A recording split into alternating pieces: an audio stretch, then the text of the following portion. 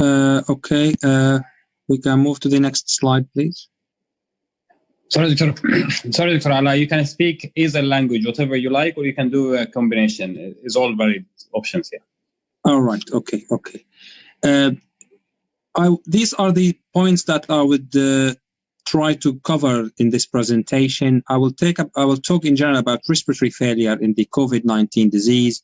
What is non-invasive ventilation and what is CPAP? Things that people were hearing about a lot in the latest days, but might not fully understand how we use them and what are their roles, especially that there was some contradicting messages from various societies and various scientific bodies about the use of these machines.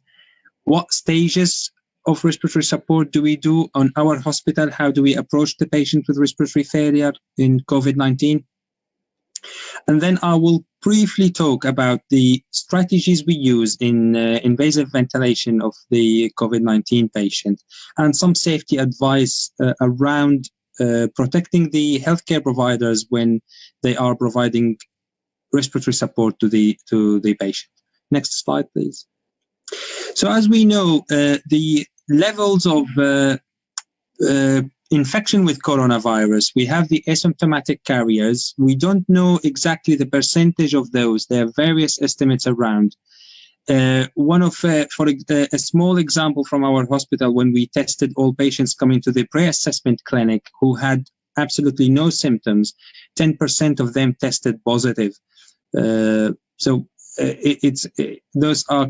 contribute to the spreading of the disease at a large scale.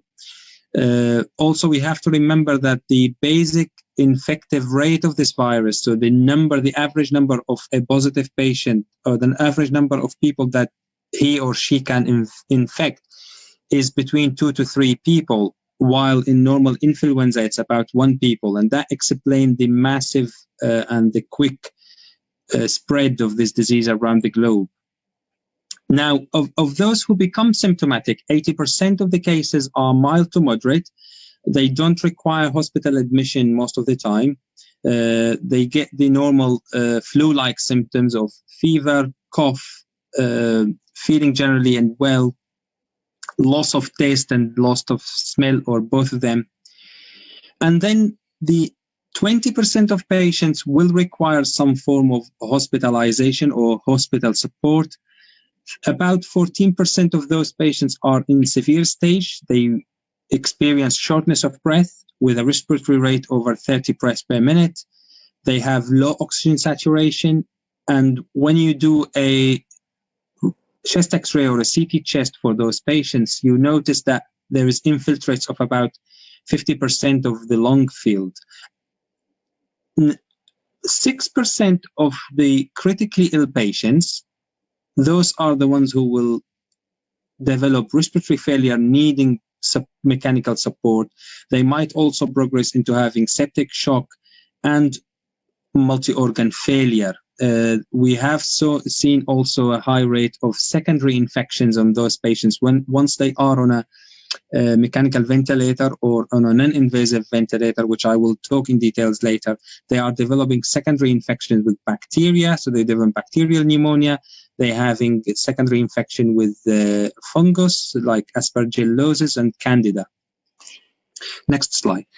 Risk factor for the symptomatic disease, obviously those patients who become the severely ill and those who are hit hardest by the virus are obviously older people, and the risks start to increase exponentially from the age of 50. So the older you are after the age of 50, the higher at risk. The majority of deaths so far are in those who are over the age of 70. Chronic smokers, because they already have a damaged airway disease, and that makes any respiratory failure harder to treat. Male gender, and we don't understand exactly why. In our ITU, I can say the percentage is about 60 to 40%, if not 70 to 30. So there is definitely higher percentage of male getting critically ill than female. Morbid obesity, it's definitely a significant factor. Those patients are not doing very well, particularly if they progress to need mechanical ventilation. They're not doing very well at all. Comorbidities, other chronic disease, in particular cardiovascular disease, if it's causing impairment to the cardiac muscle, heart failure, diabetes, other chronic respiratory disease, as we said, asthma, COPD, chronic kidney disease, and malignancy. Next slide, please. I'm going to talk about two phenotypes that we have noted in the COVID pneumonia, the lower respiratory tract infection caused by COVID, apparently has two distinct phenotypes, and it's important to understand those two phenotypes to know how to deal with the respiratory failure and what support they need. Next slide. So there is two phenotypes, and they were labeled as type L and type H. In the type L, the infection and the inflammation is predominantly still in the capillary of the lungs, so it hasn't progressed yet into the interstitial lung, into the parenchyma of the lung. In this stage, the lungs still have near normal compliance. The lung is not heavily infiltrated, but the patient is hypoxic. And it's quite amazing. You see a patient talking to you, still alert, but when you measure the oxygen saturation, it will be 80 or 78 even. The other type, it's the more severe, when it progresses to a more severe inflammation of the lung, that's where the patient developed the ARDS-like syndrome, the acute respiratory distress syndrome. With low compliance, the lung becomes stiff, hard to ventilate. The interstitium of the lung is full of fluid and other products of inflammation. There is high right to left shunt, meaning that there's a lot of blood passing from the right ventricle to the left ventricle without going through an aerated area of the lung. So you have blood going through the lung but not carrying any oxygen in the areas that's damaged. And you have high lung weight. The lung is heavily infiltrated with inflammatory products. And this is about the 20-30%. And this is where the mortality is very high. And there is we're not quite sure why the patient will progress from type L to type H. Some people are staying in type L and they need supplementary oxygen for 7 or 10 days and then they recover. And some people progress to the type H, and this is where things become really critical, and this is where they need pressure ventilation support that I will talk in details later. Next slide. The type L, this is what the CT looks like. Patchy infiltration, mainly in the periphery of the lungs, but not more than 50% of the lung field. Next slide. And this is how it will look in the type H. In the severe ARDS, you notice a severe infiltration in the lung parenchyma in both sides, where you can tell from the appearance of the CT how difficult it will be to ventilate a lung like that. Next slide, please. And this is obviously just going through what it matches all the ARDS criteria when you are at this stage. Next slide, please. Now, this is a flow chart that we developed in the National Health Service in England, and this is how we approach a patient. So you as a physician, you have a patient coming to your hospital with a likely COVID-19 infection. This is how we triage them from respiratory point of view. We check their oxygen saturation, and based on that, we divide them into categories. If the patient is saturation over 98 on room, over 94 on room air, we leave them on the ward and we monitor them without supplementary oxygen at the time being. If your oxygen saturation was below 94 on room air without any supplementary oxygen, we give you an oxygen challenge, and we deliver that through the normal face mask with a reservoir at a 15 liter per minute flow. So the plastic reservoir attached to the mask will be filled of oxygen, and then you will rebreathe oxygen only. So this, I'm sure most of you have seen this simple face mask, which we call high flow oxygen. Sorry, not high flow. It's non-rebreathe oxygen mask. We give this challenge for 10 to 15 minutes, and then we check the patient's oxygen saturation again. If it's below 90, this is where the patients, we know that they will need pressure support, and we apply a non-invasive mask, and we ask the critical care team to come and assess the patient. If it's saturating between 90 to 94, we will apply the CPAP machine, which is a pressure machine I will talk about later. And we keep the patient on the ward, but in a monitored area where their oxygen saturation can be monitored regularly. If the saturation goes over 94 after this oxygen trial, it means that the patient will respond to normal oxygen flow, so he can be in a normal ward and have normal oxygen supplement, enough to keep his oxygenation over 94. I will go back to this chart again, but I just wanted to put it first here to show you how we triage the patient who's coming with respiratory failure, or any patients who come with a suspected COVID lower respiratory tract infection. Next slide. So what is this non-invasive ventilation? It's basically providing ventilation support through pressure without having to induce coma, without having to anesthetize the patient. So it's a tightly fitted mask or a hood that gives the patient pressure during their breathing cycle.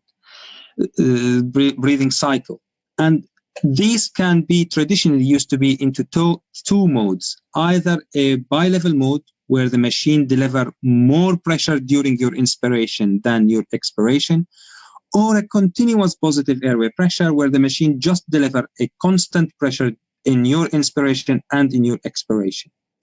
And this is what we use, is the CPAP machine. Next slide, please.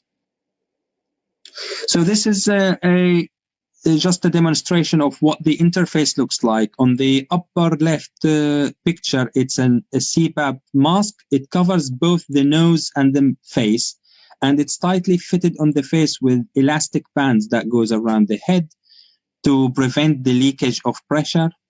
When the patient breathes, the machine detects the breath and it gives them a positive pressure. And when they breathe out, it also gives them a positive pressure. If the pressure is same in inspiration and expiration, we call it CPAP. But if the pressure is higher in inspiration than in expiration, we call it BiPAP. And I will talk about the indication for BiPAP. On the upper right side is the visor. It covers the whole face. It do the same job, but it's more comfortable because it's less pressure on your nose bridge, and it's less likely to cause pressure also. And at the bottom is the CPAP hood. This is the most comfortable interface because it doesn't pressure on any area of your face. The valve you can see on the right-hand side is the valve that determines how much pressure you want the patients to be subjected to. And there is a window, you can see there is a little window there. We can open it when we need to give the patient fluid or tablets, and then we close it back again. Next slide.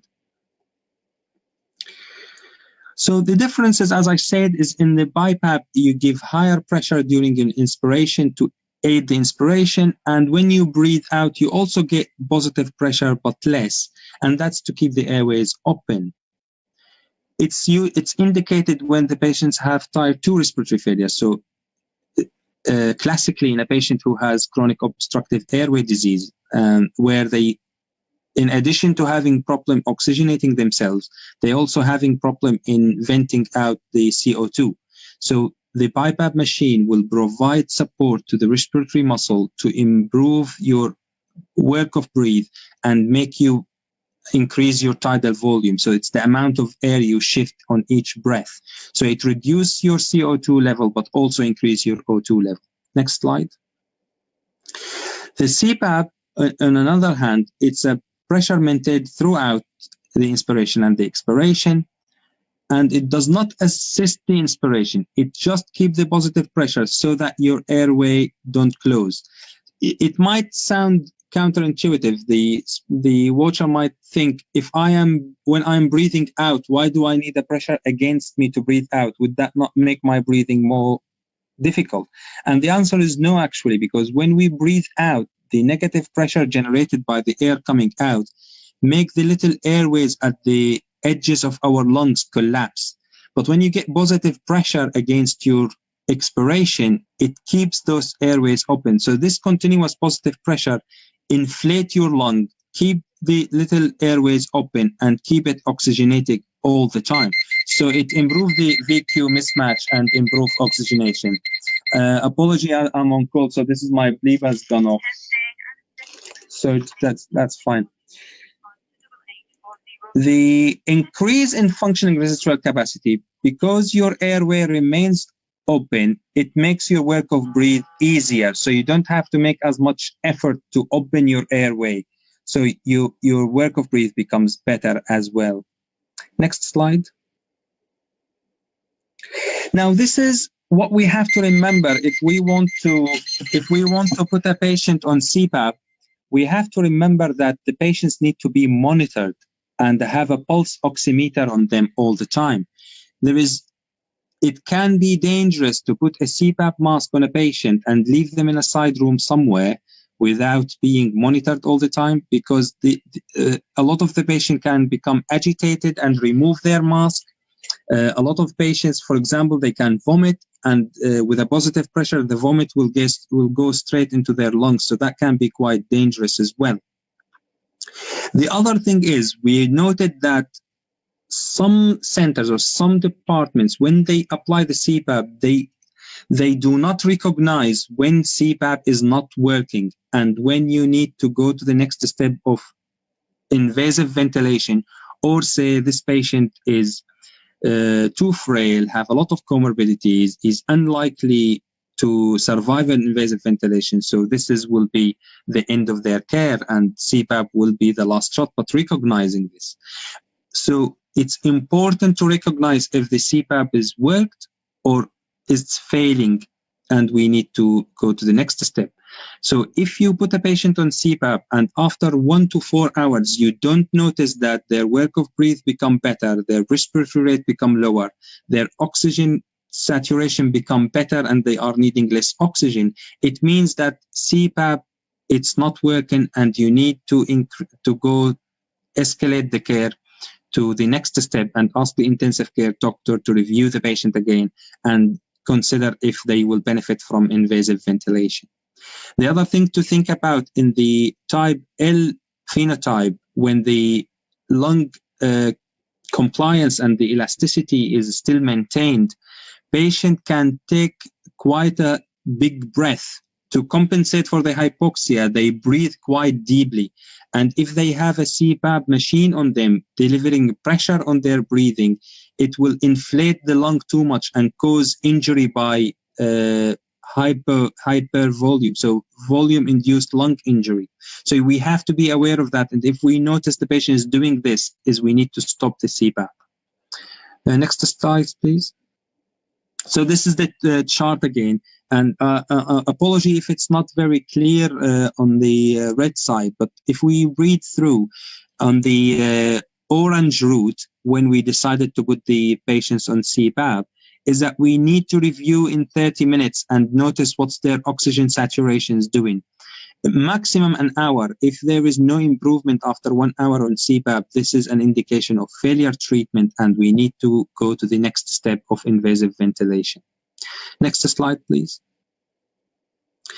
Now, there is this modality which has been very controversial in using in the COVID patient positive, which is the high-flow nasal oxygen therapy. And this is basically a nasal cannula. So you put a cannula into the patient nose, and it it provides a high velocity jet of air and oxygen into the lungs, which increase the oxygenation down the lower airways and keep the lung filled with oxygen. It also provides humidification, which it's an important factor in any respiratory infection, and it's a lot more tolerable. The patient don't have difficulty tolerating the CPAP.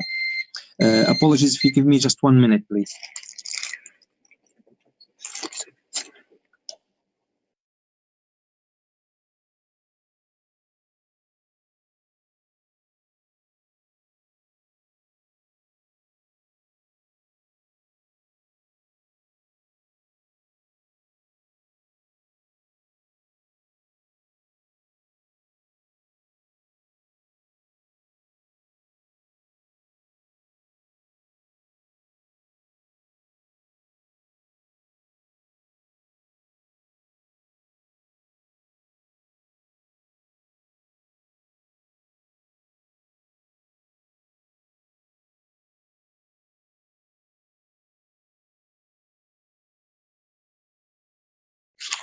I'm sorry about this. Just had to answer to a call.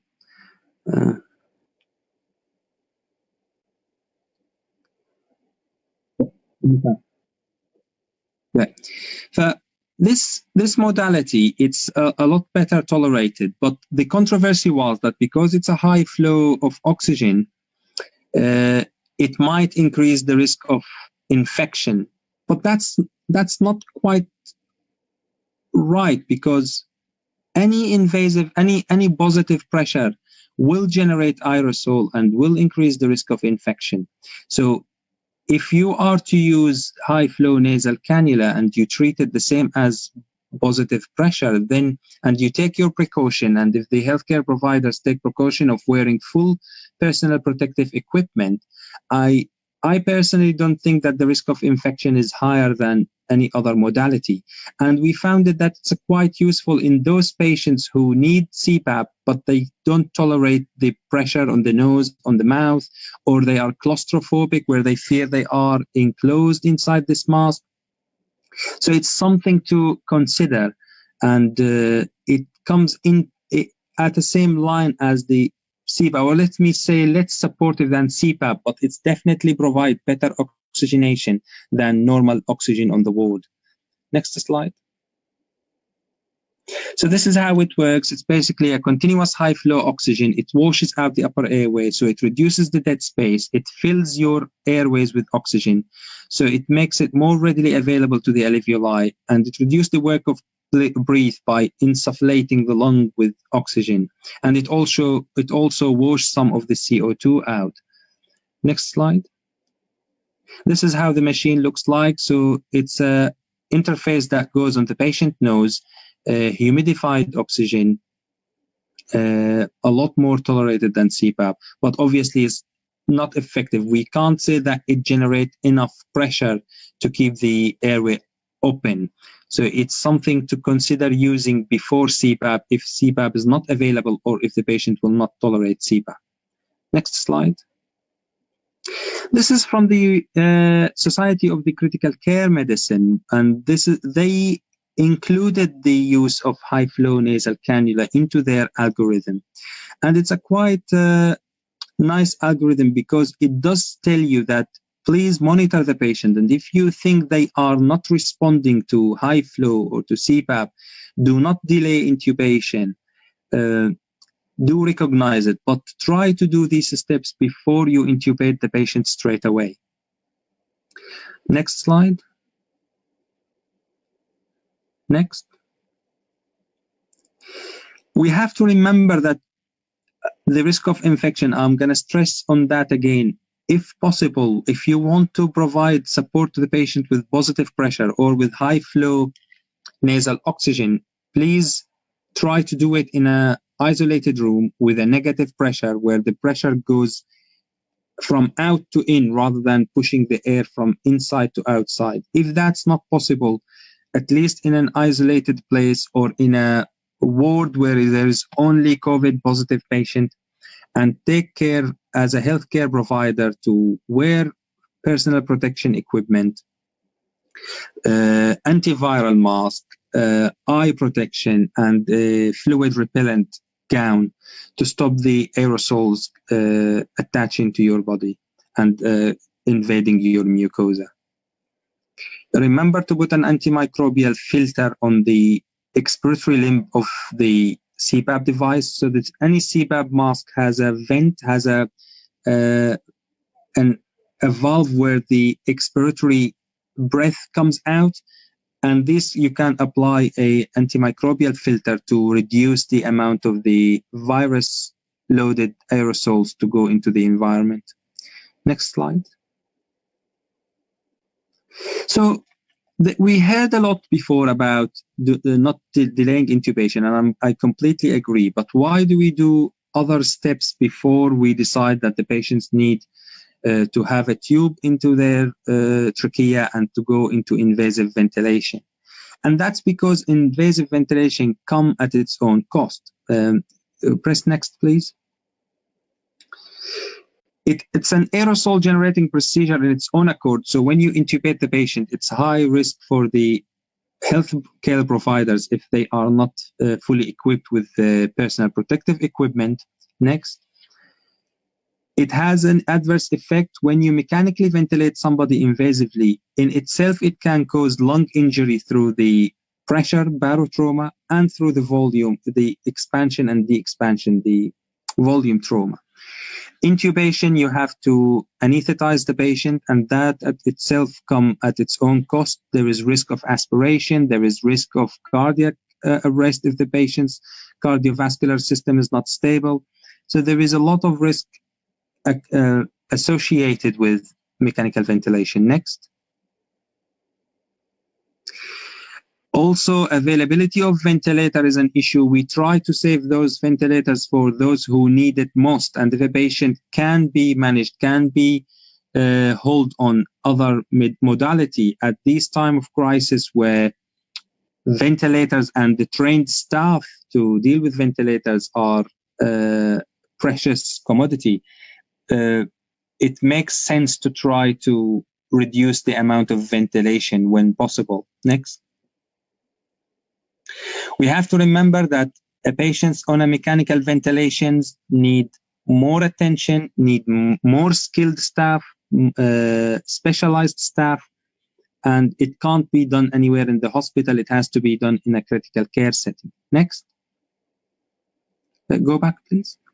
So this is just a study was done at the time of the SARS epidemic, and it just shows the risk of infection associated with each procedure. And you can see that tracheal intubation is there high up there with 6.6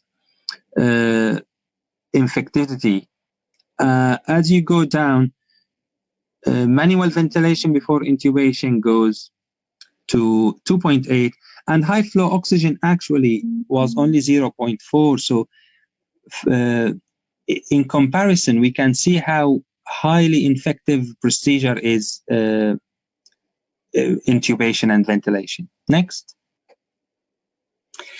So this is just a picture worth 1,000 words. This is a patient on high flow oxygen on the left, but without a surgical mask. So you can see how there is still aerosol generating from the patient's airways, from the patient's mouth. But when they applied the simple surgical mask, not the viral mask, the normal surgical mask, over the cannula, it reduced the amount of aerosol generating massively. Next. Mechanical ventilation for patients with COVID-19. I'm going to speak quickly about this. Again, we have to recognize that there is two phenotypes. Next. So when it's type L, the compliance is often normal. So try not to overventilate. Try not to use a lot of pressure because you will cause more injury. There was initially advices from China and Italy that when you decide to intubate the patients, use a very high PEEP because it's an ARDS. Well, actually, not all COVID pneumonia is ARDS. It starts with pneumonitis, and don't overinflate the lungs and cause injuries. If the patient is fighting the ventilator, you can use neuromuscular blockade. Yes, it is associated with more acquired intensive care critical illness, but dysynchrony with the ventilator, when the patient tries to breathe against the ventilator, cause more damage and impair oxygenation. For those patients who have pulmonary hypertension, cor pulmonale, you can consider using pulmonary vessels vasodilator like inhaled nitric oxide, and it has improved actually the VQ mismatch in this cohort of patients. Next slide. In type H, when it's more of an ARDS syndrome, it's where the compliance is difficult, and that's where you will need the high PEEP to re-recruit the lung. That's where we consider the prone position so that we can improve that ventilation perfusion mismatch. When you put the patient on their chest, you increase the ventilated area, the posterior and the inferior areas of the lungs become more inflated, and this area of the lung have better perfusion. So you improve your perfusion ventilation mismatch and you improve your oxygenation. And it is advised to do it early on. When you see yourself reaching 60% of oxygen on the ventilator and the patient still hypoxic, do prone the patient and consider having a team that is trained to turn the patient from their back to their front while they are on the ventilator. Lung, go back please, just lung ultrasound. It's becoming more and more of a useful modality. It can be done by the bedside. It avoid the patient having to go to the X-ray department for a CT scan. It also reduces radiation to the staff. And it's not very difficult to train people to do lung ultrasound to monitor the progress of the patient and see the infiltration in both lungs and if they are improving on increasing the PEEP or not. Next slide, please. So this is a bit more about the proning position. It's proved beneficial in those patients who progress to the type H. It's recommended to be done for about 16 to 20 hours on the patient's front, and then you turn them on their back for 4 hours.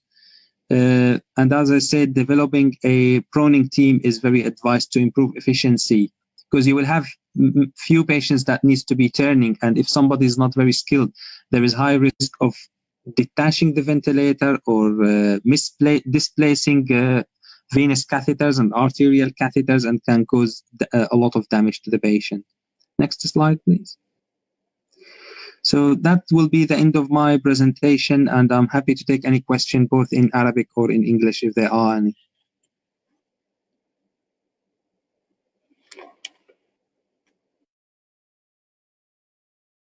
Okay, thank you very much, Dr. Alaa. That was a very insightful presentation. A lot of interesting learning points. Do we have any questions from the audience?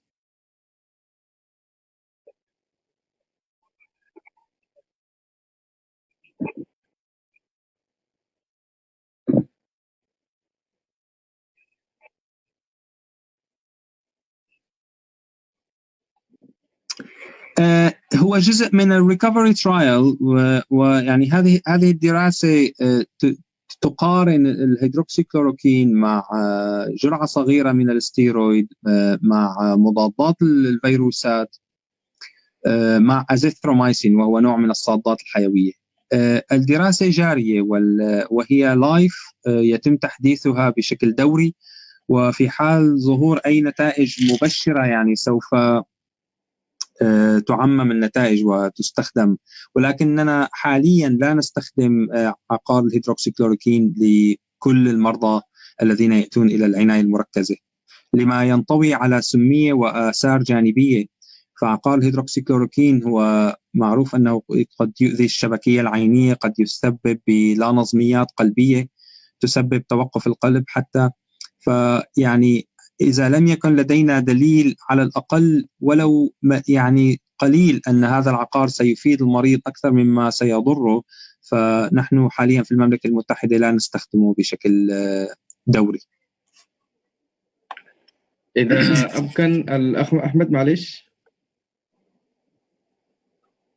طيب I have a question. I have a question from the audience as well. Someone is saying there is emerging data from the US showing early intubation might be more beneficial than attempting CPAP. What is your take on this? I completely understand the point, and that was the initial data from Italy and China. But Italy also, throughout the course of the disease, يعني إيطاليا بعد فترة من الجائحة وبعد امتلاء الأسرة، يعني بداية استخدموا السيباب كاضطرار، ولكن مع الوقت وجدوا أنها فعلا في عينة من المرضى هي مجدية وتقلل نسبة الحاجة إلى التنبيب أو إلى الميكانيكال فنتيليشن. ليس كل المرضى يستفيدون من الايرلي انتوبيشن. إذا كان عندك مريض، يعني أنا ركزت على ناحية أنه السيباب هي ليست بديل للانتوبيشن. ضع المريض على جهاز الضغط المتواصل، إذا تحسنت حالته راقب المريض ويعني تابع المعالجة. إذا لم يتحسن طبعا يجب أن يعني تتقدم للتنفس الاصطناعي بشكل سريع، لا تؤخر. يعني أنا المشكلة التي حصلت في استخدام جهاز الضغط المستمر أن هناك بعض الأخصائيين يعني رغم تدهور المريض يبقون المريض على جهاز الضغط المتواصل ويزيدون الأكسجين المستنشق ويزيدون الضغط على هذا الجهاز في محاولة يعني جاهدة لمحاولة إبقاء المريض بعيدا عن هذه الاستراتيجية. خطأ. إذا أنت تستخدم ضغط 10 سنتيمتر مائي و60% من الأكسجين المستنشق، إذا تدهور المريض على هذه الإعدادات فيجب أن تتصل بطبيب العناية وتقول أن هناك فشل لهذا الجهاز ويجب أن نتقدم للمرحلة التالية. ولكن أنا مع تجربته بداية، لأن هناك عينة من المرضى ستبقى على جهاز السيباب وتتحسن دون الحاجة إلى التنفس الميكانيكي. فيعني كما ذكرت في البرزنتيشن، التنفس الميكانيكي هو يعني صحيح أنه ينقذ حياة البعض، ولكن أيضا هو ينطوي على خطورة بحد ذاته. هو يعني أنت هذا مرض بطيء الطور. عندما تضع المريض على جهاز التنفس الميكانيكي يبقى لمدة 7 إلى 10 أيام وهو مخدر وهو على جهاز التنفس الصناعي. أنت تخسر حوالي 5% من كتلة عضلاتك كل يوم وأنت مستلقي في السرير في العناية المركزة، بالإضافة إلى استخدام الشالات العضلية المسل ريلاكسنت التي تزيد ضعف العضلات. فأنت حتى عندما تتعافى بعد 10 أيام تحتاج إلى سنة أو سنتين ليستعيد جسدك قدرته وقوته وإمكانيته السابقة. فهي ليست عملية سليمة بالكامل، هي تنطوي على مخاطر بحد ذاتها. يعني فلذلك نحن نفكر مليا قبل، نحن لا نؤخر. إذا مريض لا يستفيد على جهاز السيباب، الحل الأوحد هو التنفس الميكانيكي وأن تقوم به باكرا. ولكن إذا كان هناك إمكانية لتفادي ذلك فنحن يعني نقوم بها. طيب many thanks Dr. Alaa Dakak. I have just 2 questions from the Facebook group. It's been becoming like repetition. One for you and one might be for Dr. Abu Bakr, if he's still around, or might be Dr. Ahmed. He can share this question with us. So the first question, the comment about the COVID-19 and gender related. So I think you did start in your first talk that unfortunately we don't have clear reason or clear mechanism exactly why the male are more predominant to this disease. So do you have any comment? To be honest, لا صراحة يعني do you want me to answer in Arabic or in English? Sorry, I'm not didn't hear you. Sorry, I'm sorry. Yes, just تفضل إن شاء الله بالعربي أو بالإنجليزي. صراحة يعني لحد الآن لا يوجد أي دليل مقنع. بعض المراكز في إيطاليا اقترحت أنه ربما لأن الرجال يعني نمط حياتهم معرض لعوامل خطورة أكثر، مثلا تدخين أكثر، تعرض لاستنشاق المواد السامة بالعمل أكثر، نسبة ارتفاع الضغط الشرياني عندهم أكثر من النساء، فربما هذه عوامل. ولكن أيضا هناك دراسات أخرى يعني قالت أن هذه الأمور كانت متساوية حتى في بعض العينات، ورغم ذلك كان الرجال أكثر تأثرا، ربما بسبب الهرمونات الجنسية النسائية التي تعدل الجهاز المناعي. نحن نعلم أن البروجسترون يعني له تأثير معدل للمناعة أحيانا، يعني أنا لا أعرف تماما، ولكن إلى الآن نحن نشاهد أن الرجال هم على درجة أسوأ من الإصابة وأكثر عرضة للوفاة، ولكن دون دليل شافي لماذا يحدث ذلك. سؤالي لك دكتور أحمد. Dr. Ahmed, the also question from the, I think it's been repeated more than 6 times. This question is already been answered by, I think, Dr. Baik and Dr. Muhammad earlier, but I think that just may be better just to recap again. So the question regard, are you advising the patient now to stop the ACE inhibitor? السؤال هو هل المريض إذا بياخذ علاج الضغط المعروف اللي هو الACE inhibitor يعني يواصل ولا يوقف العلاج؟ وإذا المريض فحص المرض وطلع عنده موجود المرض، النصيحة شنو؟ If the patient already on ACE inhibitor and has been tested for COVID-19 and the result come back positive, is there any evidence or any guidelines? So to answer that question, in that situation, there is no evidence that that patient will be harmed if they continue taking the medications. On that basis, the guidance from the British Society of Hypertension, the British Cardiovascular Society, the American College of Cardiology, European Society of Cardiology, all recommend to continue the ACE inhibitors and the ARBs. There's also evidence pre-COVID that if you have heart failure and you take ACE inhibitors and you stop taking your medication, your heart failure could worsen and you can end up being hospitalized. So that's the clear recommendation at this stage.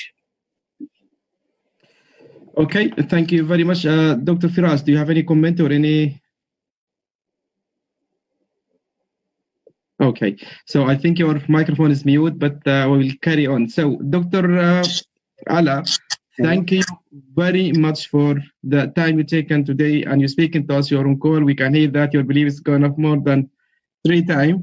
We really appreciate your help, and I would like to conclude this session by thanks all our speakers today, starting from Dr. Baik. He was first one to spoke about the acute coronary syndrome. Dr. Abu Bakr Usman Khalil and Dr. Ahmed Adlan and Dr. Mahir Hamid and also the Dr. Alaa again. Thank you very much, and hopefully we will get in touch with you again. We need you to give us, Dr. Alaa, more and more session and more talk about the intensive care topic related COVID-19. Dr. Ahmed Adlan, you want to add anything? No, I'd just like to thank everybody for their participation. This has been a fantastic conference, and I'd like to thank Dr. Abdul Azim for all his efforts in putting this together. It's very time-consuming, very difficult, and he's done a fantastic job. Jazakallah kullu khair.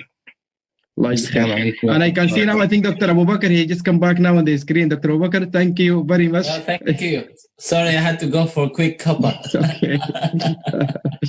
So thank you so much. It was a great meeting. I hope people have got good home messages. So have a good day and have a nice weekend. I will meet tomorrow. Okay, so definitely we'll meet tomorrow and we'll get in touch. So for those who are in Sudan, for all our colleague and the delegate who is joining us today, thank you very much. We love to hear your feedback. We will send you the feedback form shortly, and we will let you know exactly about tomorrow's session. And thank you very much. You're welcome. شكرا جزيلا فارس. شكرا جزيلا. شكرا جميعا.